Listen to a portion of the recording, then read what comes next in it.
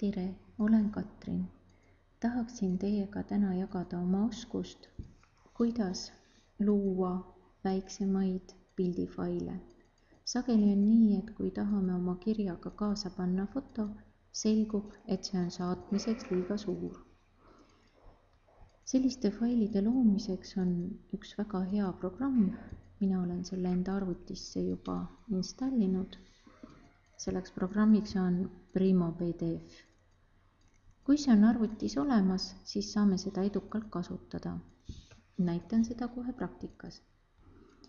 Avan oma pildid.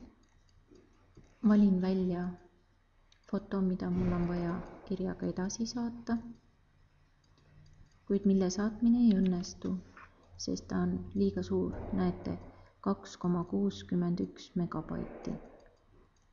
Avan selle pildi ning näiteks avan ta PaintNet programmiga. Loomulikult on mul võimalik seda pilti siin selles programmis natuke töödelda. Antud juhul selleks vajadus puudub. Valin fail ja sealt käsu print.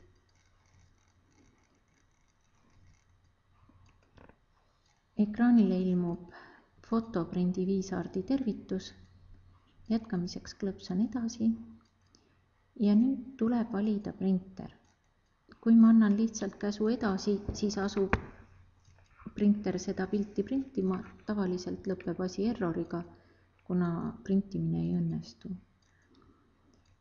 Avan printeri valiku ning valin siit Primo PDF. Ja jätkan. Nii, veel edasi. Ja ongi valmis. Nii. Ja nüüd näete, Primo PDF annab mulle screeni valikuks võimaluse. Screen muudab siis minu pildi nii väikeseks, kui see vähegi võimalik on. Annan käsu. Ja nüüd võin oma pildile panna ka sobivama pealkirja, näiteks päevakübarad.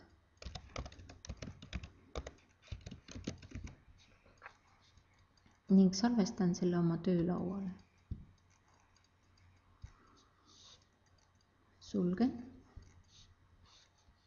Sulgen ka originaalpildi ning tõstan ta korraks töölauale, et me saaksime võrrelda, kui suured on need pildid nüüd.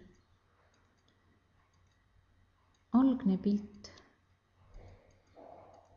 on siis mahuga, nüüd ei jaone.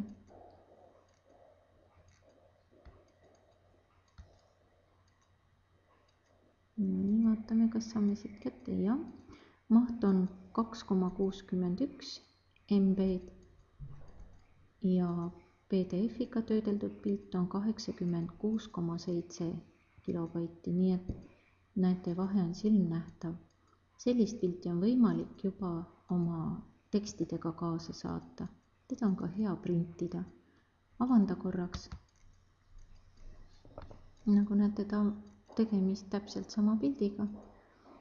Ta on küll nüüd pöördunud, aga see ei riku tema kvaliteeti. Nii, selline on siis väike nipp, kuidas oma dokumentidega kaasa pandavaid pilte natukene vähendada. Kena katsetamist!